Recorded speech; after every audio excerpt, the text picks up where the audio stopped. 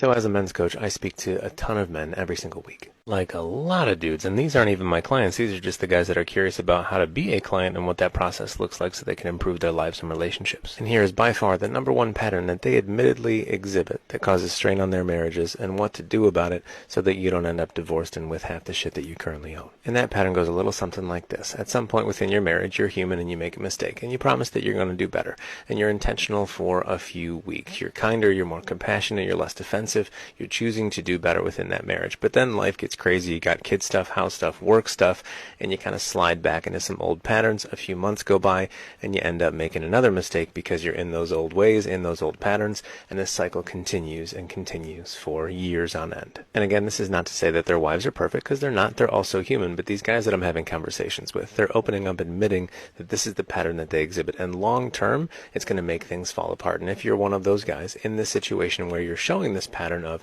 I promise I will do better, I will fall back into old patterns, and I'll make another mistake, and I'll promise again, you're going to run out of promises. So what do you do about it so you don't end up losing everything that you care about? Two things. First, you get honest with yourself and realize that although you genuinely want to improve for yourself and also for your wife, you've shown a pattern in which, although you have the best intentions, you haven't been able to master inserting new ways of living, new ways of being as a husband or father that actually stick. And two, you stop trying to do it on your own. You bring in someone from the outside. That's me, by the way, or somebody from my team here at the Evolve Man. I can give you the specific tools and exercises that will allow you to execute the intentions that you've had before. So if you feel like I've been talking to you this entire video and you've done this thing, you've played this game where you promise you'll get better, you have great intentions, you try, and then you fall back into old patterns, just comment interested, the word interested below, and myself or somebody on my team will reach out. We'll have a conversation about how we can help you get out of that cycle and get back to being the husband that you want to be.